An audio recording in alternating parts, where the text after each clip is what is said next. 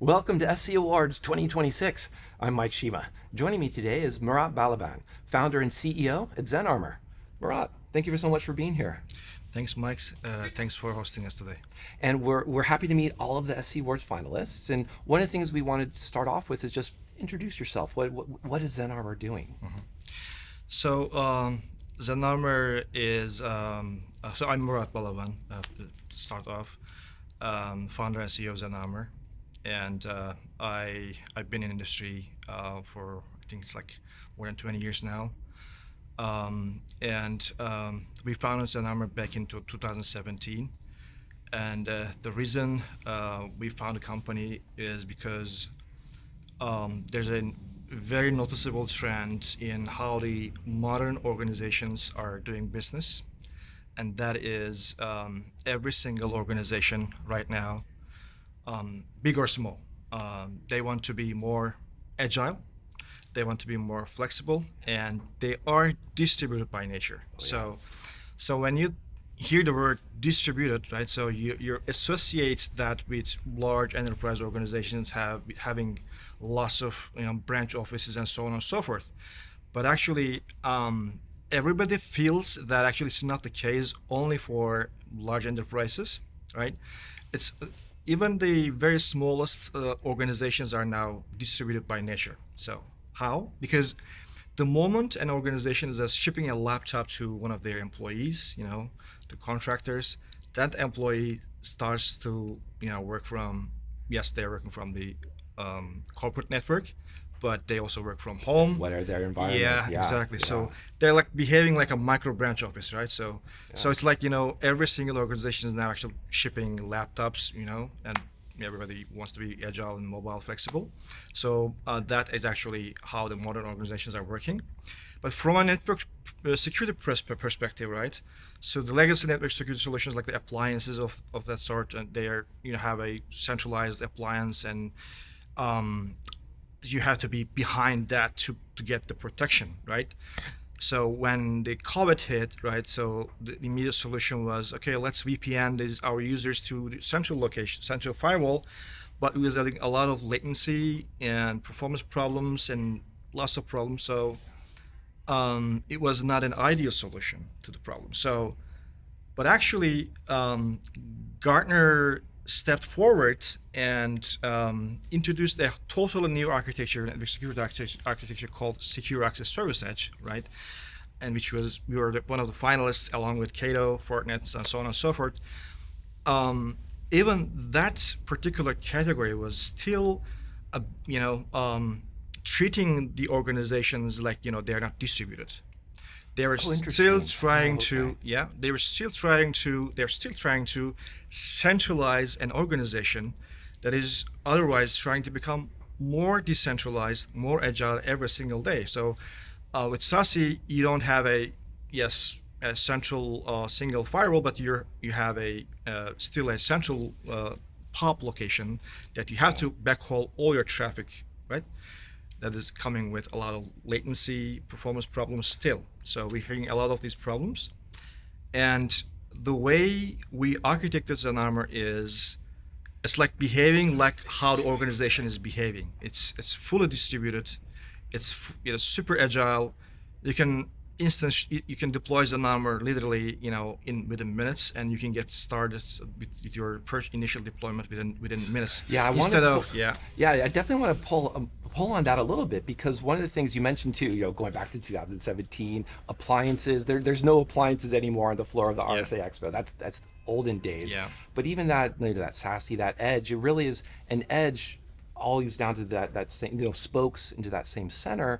And talking about that latency, there's the positive employee experience of being distributed, working internationally, wherever, but that usability starts to go down as you introduce that latency. So it's interesting then, how do you get around that part of not having to be that POP or what have you? How quick, especially when you say that so quickly to deploy? Yeah, perfect question. Actually, that's a really good point.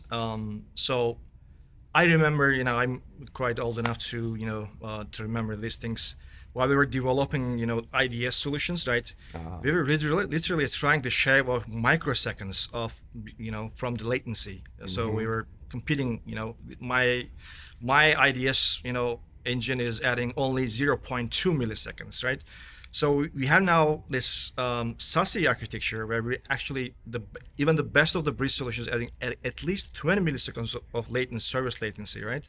20 milliseconds, where we were actually trying to shave off microseconds from. Wow. Yeah, so it's actually, industry kind of normalized that, but it's not normal because from a latency perspective, when you have a latency of like 5 milliseconds or up to 10 milliseconds, kind of you don't feel that much, but after 15, 20 milliseconds, you start to feel that, especially if you're using an interactive applications. But majority of the SASE vendors out there are offering a latency of average 50 milliseconds, which is way, so this is why you see, enterprises, not routing and shunning these Microsoft Teams traffic off of their SASE protection, right? Because of latency. And the reason we are able to provide only 0.2 milliseconds is because we can literally deploy anywhere the enterprise has a network access. The way we can do that is we built every single enterprise capability that you can find in a SASE solution into a single application. I'm not talking about an appliance. I'm not talking about a container. I'm talking about an application. It's no different than a Slack application running on an endpoint, or no different than an IDS application or Cicada running on a gateway. So single application, everything included, not bolt on, not integrated. It's single application. Every single capability, like a secure web gateway, CASB, ZTNA, even some SD-WAN-like capabilities built into the single application. And you can literally deploy anywhere. So with that, you can deploy Zenarmor protection on your endpoint, like laptop, for instance. Right. And actually, it just sits between your, say, wireless adapter and the host network operating stack. It makes everything going in and out. So it's like a streamlined SASE pop, so to speak, right, from a SASE terminology, but running on device. your on your device. Yeah, and that's what, and I was going to ask too. So you made the compelling case for appreciating and respecting the end user. Don't get in their way. Don't annoy that traffic. Yeah. But there's also got to be, of course, the security team needs to have some policies, some control. They need some benefits out of that. And you started to mention CASB and some of those things. Tell us a little bit more about the security benefits that then come out of this kind of deployment. Yep. So that single engine has NG firewall capabilities like application control, integrations through IDP. So you can actually apply policies based on groups and locations and users and security profiles and so on and so forth. It has secure web capabilities, web filtering. It has CASB, so cloud application control. It has DLP capabilities as well. And so this is the securing the public internet side of things. Yeah. But we also have the benefit of having providing secure access to private applications and internal networks, which is where ZTNA and SD-WAN kind of functionalities came in. So the same application also provides ZTNA access. You can have policies defined in a very granular way, which kind of applications are going to be accessed by which kind of users and from which locations.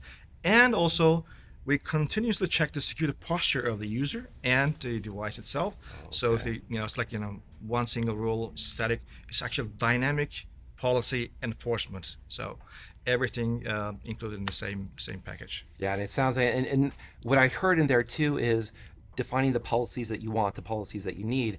It didn't sound like you needed to change your architecture in any way. This drops right in. Exactly. Make it easy to deploy. That's it. It's smart. Yeah, you might have. There's a very famous scene in the movie's Matrix, right? So he's asking for a phone call. Good reference. Says, yep. I need so an exit. what good is a phone call if you're unable to speak, right? So what good is a network security? You might have the all great security, but if it cannot deploy, right? So what good is it? Right? So we make it super easy. Perfectly blends into your organization. You don't have to change anything. So to that extent, actually, I can maybe mention one of our existing projects. We're discussing a project with a US-based insurance company. Okay.